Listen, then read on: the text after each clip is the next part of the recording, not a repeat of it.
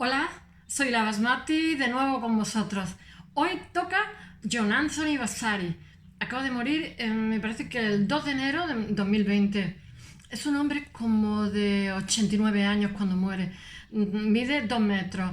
Es hijo de un italiano, tiene apellido italiano y de una que es ¿cómo se dice? Distribuidor de objetos de salvamento y de una enfermera danesa. Eh, es una mezcla diabólica. Es un tío muy gracioso, tiene mucho sentido del humor. Él dice que le gusta Cervantes y Goya porque está como a mitad camino entre lo trágico y el humor, que dice que para él la vida es eso.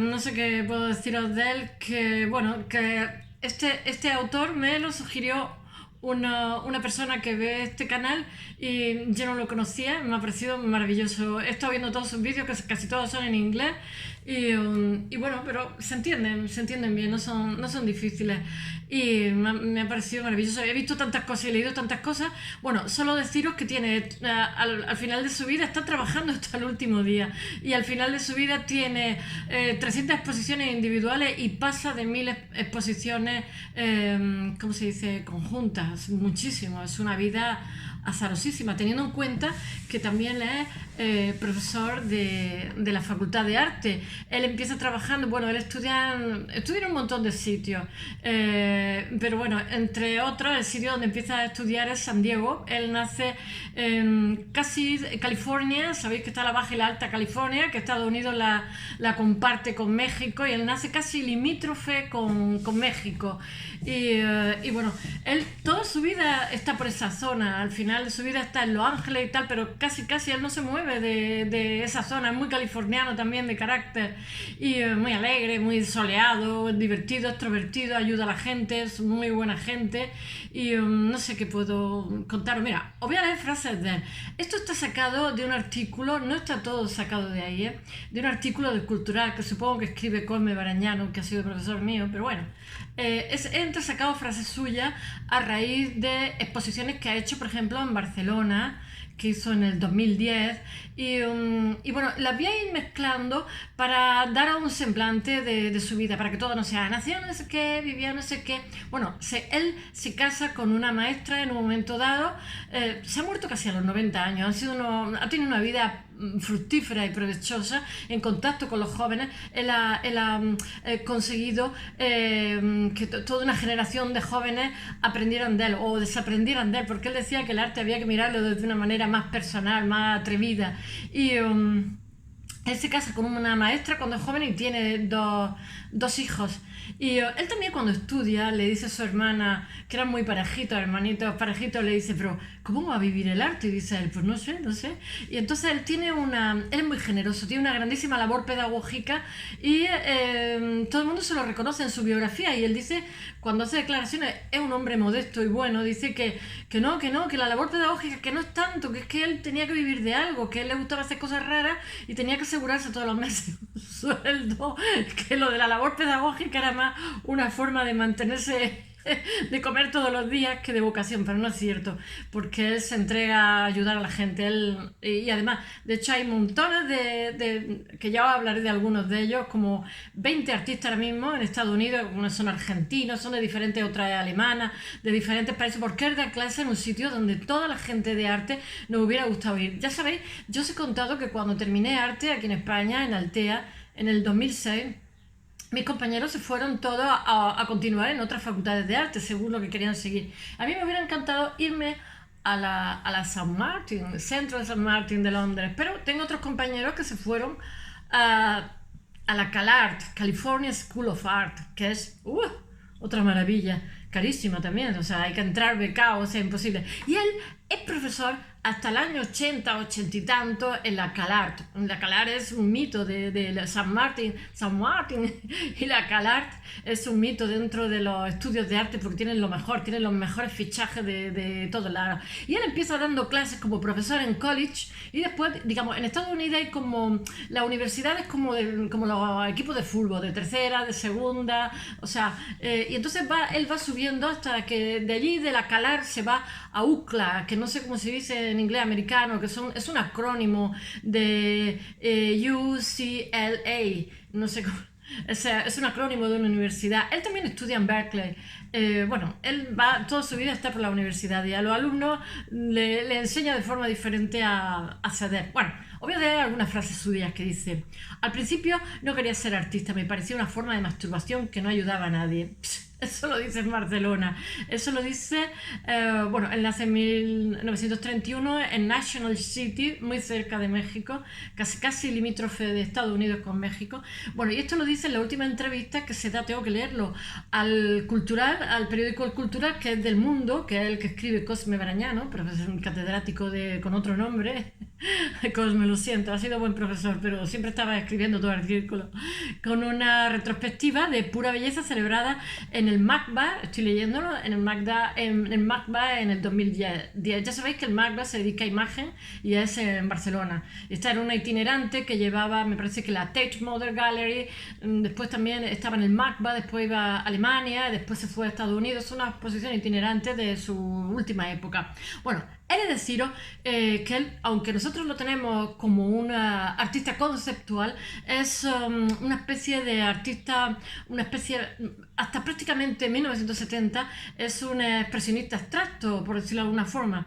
Él, cuando digamos es conceptual, como lo conocemos ahora, mezcla texto y mezcla imágenes. Él coge, por ejemplo, imágenes de películas que compra, film, él dice que le salen muy baratos, que empieza por ahí, y entonces las descontextualiza, les mete como un punto redondo así de color en la cara, los deja sin cara, etc. Bueno, él fallece, como he dicho, a los 89 años en su casa de Los Ángeles, y en un inicio volcado en el arte, cuando termina de estudiar, que él va por varias facultades y se dedica a dar clases, pues es un pintor más expresionista abstracto. Él tiene vocación artística, pero tiene también, como he dicho, una gran vocación de pedagogo, que él niega diciendo que tenía que tener algún medio de vida, pero es un buen pedagogo porque todos sus alumnos lo celebran. Y él se especializa, al principio empieza a dar clases donde él ha estudiado, que es en la San Diego State College. Inicia su carrera artística allí también, que en los 50, a principios de los 50, pintando cuadros abstractos, expresionismo abstracto, como he dicho, que es lo que se llevaba en la época, porque había habido una Segunda Guerra Mundial, había unos jóvenes que tenían una sensación de vacío, que no querían tener nada, como diría yo, de referentes anteriores, etc. Y entonces, bueno, él es hijo de su época, por decirlo de alguna forma, pero a finales de los 60, casi tocando ya los 70, entre el 69 y 70, pues se vuelca hacia el conceptual. Os voy a leer una frase de él que dice: decidí de alguna manera cartesiana que iba a descubrir qué significaba el arte para mí, y finalmente descubrí que el arte, que lo tengo detrás de la cámara, el arte era algo más que la pintura, que cualquier cosa. Él lleva como 20 años pintando y dice que no gana un céntimo, que él tenía que darle un vuelco a esa carrera. Dice, el arte es algo más que la pintura, que cualquier cosa sobre el lienzo era arte, que uno podía hacer lo que quisiera. Bueno, entonces, en 1970 coge toda su obra, que es mucha, que son 20 años de trabajo, se va a una funeraria y la incinera, como lo oí. Entonces coge las cenizas y las mete en un libro y la mete en la librería, y después con unos moldes, cuando va a incinerar la obra, hace como galletas y tiene como galletas de sus cuadros, como si fueran, yo qué sé, como las galletas esas que nos comemos de arroz, que están horrorosas, pero bueno. Y bueno, y saca de ahí una pieza, y entonces, bueno, quema toda su obra, la mete en la incineradora, y entonces hace con eso un trabajo que se llama, tengo que leerlo, Cremation Project, el proyecto de cremación, como los cadáveres. Y Vasari deja, ¿cómo se dice?, una placa de bronce en un libro que dice, escrita con las palabras de John Anthony Vasari, como si fuera su cadáver ahí. Mayo de 1953, marzo de 1966, en un libro que lo mete como una enciclopedia Word y la mete en su librería. 20 años de estar ahí trabajando. Bueno, os voy a leer una frase que dice: no vendía nada, así que cada vez tenía más cuadros. Me dije que si seguía pintando, nadie sería capaz de encontrarme y me quedaría enterrado en todos mis cuadros. Así que decidí quemarlo. En cierto modo era como quemarme a mí mismo. Así nació The Cremation Project, proyecto de cremación. Dice, además, algunos de los restos se hornearon en forma de galleta. No, le puse un molde para que se hicieran como galletas, y se exhibieron como parte de Information 1970. Aquí todo lo traduce en arte. Bueno, a partir de entonces se hizo famoso, solo deciros eso. Me están entrando ganas de pegarle fuego a todos mis cuadros, que no me caben. A las piedras no, porque tengo muchas esculturas y eso ya, aunque los queme ahí se quedan, ¿no? Se pondrían negras, pero nada más. Dice, una encuesta sobre arte conceptual realizada en el MoMA. A ver, dice, además algunos de los restos se hornearon en forma de galletas y se exhibieron como parte de Information 1970, una encuesta sobre arte conceptual realizada en el MoMA. Bueno, he de deciros que poco antes se concibe como una de sus creaciones más famosas. Él hace como una especie de híbrido entre fotografía e imágenes. Como he dicho, compra fotogramas de las películas de poco conocidas y entonces les cambia la cara, les quita la nariz, les recorta la barbilla, les quita la oreja, cosas así, les pone un color, les pone un redondel en la cara y entonces hace una mezcla entre texto e imágenes o coge los redondeles todos los precios y se los pega en la cara. Tiene una obra muy bonita hay una pieza que está él mismo posando de frente, sí, se dedica a hacer fotografías y se hace fotografía a sí mismo, de frente con una palmera que parece estar saliendo de su cabeza. Dice, y debajo está la palabra en inglés wrong, que es incorrecto, en mayúsculas. Dice, una de las cosas que más me motiva es que no puedo priorizar una palabra sobre una imagen. Creo que es la lucha la que anima mucho, esa lucha la que anima mucho a lo que hago. Desde mi punto de vista, una palabra no puede sustituir una imagen, pero es igual a esta. Se puede construir con palabras, del mismo modo que se puede construir con imágenes. Bueno, al principio hay una interrelación entre palabras e imágenes, después con el tiempo son todo imágenes. He de decirlo, conforme va pasando el tiempo, su discurso se va haciendo más personal y va eliminando palabras. He de deciros, contrariamente a la seriedad puritana de lo que es el conceptual, que es así muy grave, ya sabéis que viene de Duchamp de principios de siglo, cuando mete el urinario en un museo y entonces lo convierte de ser una cosa que está en la calle a ser una obra de arte sencillamente porque cruza una pared. O sea, nace la idea de concepto, que tiene también mucho que ver, eso sí, con el significante, significado, el signo lingüístico, etc. Bueno, pues ese enfoque es un enfoque, lo que él hace, su conceptual, es como irreverente, humorístico. Ya ha dicho que a él le gusta sus artistas preferidos son Cervantes y Goya, porque dice que son a la vez trágico y cómico, trágico-cómico. Dice que le gusta, no sabes, cuando ves su obra no sabes si reírte o llorar. Yo sí la extendería al Lazarillo también, que pasa lo mismo. A mí el Lazarillo no me hace ni chispa ni gracia. La he leído varias veces, me la sé de memoria, pero la verdad me parece tremenda. Bueno, está abierto a todo tipo de procesos artísticos. Él experimenta muchísimo y estimula a sus alumnos, le ayuda muchísimo a que, digamos, salgan de sí mismos, experimenten y hagan cosas. De hecho, muchos de sus alumnos que se han hecho famosos siempre se acuerdan de él, lo mencionan y dicen que sin él a lo mejor no hubieran dado ese gran salto. Él hace escultura, hace fotomontaje, cine, vídeo, pintura, grabado, abordando a menudo con ironía pues lo que el mercado del arte y la construcción, la circulación de significado. Él dice, aunque se puede sacar dinero del arte, no hay conexión entre el dinero y la calidad.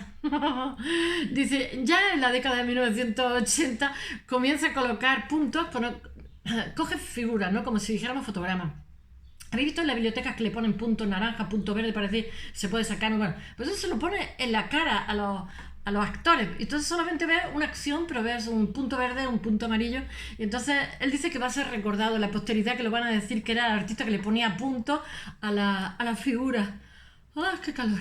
Dice, entonces coloca puntos sobre los personajes de las piezas. Esas piezas las hace en grande. Él se ríe también de Andy Warhol y se ríe de Saul Levitt, etcétera, del conceptual, del pop.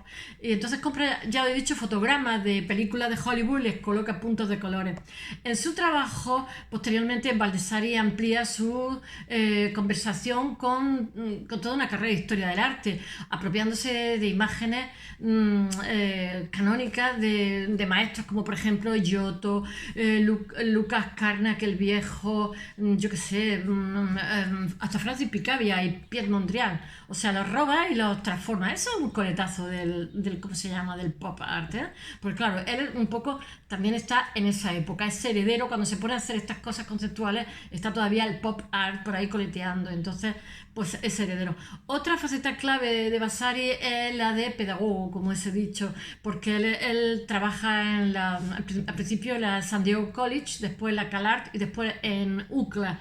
Y todos sus alumnos lo recuerdan siempre. Pero en 1970 funda en el California Institute of Art Los Ángeles, el famoso programa de posgrado que todo el mundo recuerda. Y entonces él cultiva allí modelo colaborativo. Él dice que los alumnos lo que quieren es, en vez de enseñarles, es desprogramarlos. Tiene un sistema de enseñanza muy... porque dice que la experiencia suya es nefasta y que entonces lo que quiere es que la gente vaya en otra dirección totalmente distinta. Y sí lo consigue, porque hay muchísimos alumnos suyos que hoy son muy famosos, ¿eh? Y entonces lo que hace es estimular la creatividad, pero desde otro ángulo. Y bueno, él está a favor de la producción de una sociedad social como más amplia. Bueno, voy a leer unas cosas que dice. Mucha gente piensa que era mi vocación, la de pedagogo. Dice, pero yo lo hice para poder vivir. Dice, creo que lo que hice fue corregir toda la enseñanza errónea que me aplicaron a mí. También pienso que se puede crear el ambiente adecuado para que el estudiante evolucione. Es que tengo que hacer así porque si no, no la veo. Crear un proceso bidireccional donde ellos aprenden de ti y tú de ellos. A veces pienso que cuando enseño arte estoy creando y al revés. Cuando estoy creando estoy enseñando arte. Y cuando estoy creando hablo de lo que estoy enseñando. Ambos están muy conectados. Cuando creo que es como si hubiera una clase de estudiantes imaginarios. Y bueno, consagrado desde los 90, sus exposiciones, ya he dicho que tiene 1000 exposiciones conjuntas y tiene 300 propias. Eso es trabajar muchísimo. De hecho, él dice que llega un momento que el arte le obsesiona, que le devora su vida privada, por decirlo de alguna forma. Me lo creo, porque es que para estar en primera línea no hace otra cosa que estar ahí y algunas veces las cosas no te salen. Bueno, se sucede en los más importantes museos del mundo, todos tienen obra de él, el MoMA, la Tate Modern Gallery, y entonces entre 2009 y 2011 hay una retrospectiva. Bueno, hay muchísimas obras suyas, pero ¿para qué os voy a hablar? Porque si me pongo a hablar os voy a leer como una lista y es un absurdo. Os doy un semblante general y su opinión que me parece maravillosa. Hay una retrospectiva que se llama Pure Beauty, que viaja desde la Modern Tate Gallery de Londres a LACMA, luego al MACBA de Barcelona, y luego al MoMA y a muchísimos otros centros, Alemania, etcétera. Y yo qué sé, aparecen importantes exposiciones internacionales. Ahí le dan el León de Oro como reconocimiento, una vida entregada al arte, como una vida, ¿cómo se dice?, de talento, o sea, de aportación a la sociedad. Él está en ¿cómo se llama?, la Bienal de Whitney, y en Nueva York está también en la Documenta de Kassel. Le dan el León de Oro, ya lo he dicho, de Venecia, en reconocimiento a toda una vida, a toda una trayectoria. Todo eso ocurre en la 53 Bienal de Venecia de 2009. Y en 2014 Barack Obama le da la medalla nacional de las artes de Estados Unidos. O sea, tienen un reconocimiento total. Pero así todo, a él le encantaba trabajar, le encantaba lo que hacía. Se tiró 20 años que no ganó un céntimo, si no llega a ser porque era profesor ni come. Baldassari conserva hasta el final su espíritu irreverente, se ríe de todo el mundo y es provocador, gracioso y divertido. Entre sus últimos trabajos exhibidos está en el Museo de Garaje en Moscú en 2013. Se convierte las latas de sopa de Andy Warhol, las hace azules y verdes, y después se ríe también de determinados objetos de Sol Levitt. También hace apropiacionismo de eso. Ambos son muy muy famosos. Uno es conceptual y otro es pop. Y después, mientras que las abstracciones de Jackson Pollock son reformuladas como de la mano de Henry Matisse, por decirlo de alguna forma. Preguntado por su dedicación al arte, afirma que es una obsesión, ya lo he dicho. Él dice que le destroza la vida privada. Dice, hablando del arte, dice, hay que renunciar a muchas cosas y acaba obsesionándote. Por eso yo digo que yo tengo amigos que se dedican a la arte terapia, pero el arte cuando lo trabajas muchísimas horas, yo tengo que empezar ya, porque tengo que vivir de eso. Y acaba siendo un peñazo, te acaba obsesionando. Esto no es algo que que puedas decidir. Siempre pienso que no le dedico suficiente tiempo a mi trabajo, que soy vago, pero también pienso que soy humano, reflexiona, trabaja muchísimo, diga lo que quiera, ¿eh? Porque 1000 exposiciones más conjuntas más 300 solo es de estar todo el día trabajando, ¿eh? Hace poco me he encontrado una frase de David Foster Wallace, dice, el talento es como un lápiz automático, se enciende y se apaga, de modo que el talento no es suficiente. Yo estoy de acuerdo. Dice, me aburro con facilidad, dice, incluso de mí mismo, lo cual creo que es algo sano, porque cuando te aburres prueba algo nuevo. Me gusta pensar en lo próximo que voy a hacer. A mí también me pasa eso. Hay mucha gente que es muy pagada de su obra. Yo no, yo cuando hago algo siempre estoy pensando en lo siguiente que voy a hacer. Bueno, mañana creo que voy a hacer a Mantegna, Andrea Mantegna, porque es escultor y pintor, es maravilloso, os encantará. Hasta mañana. That's all.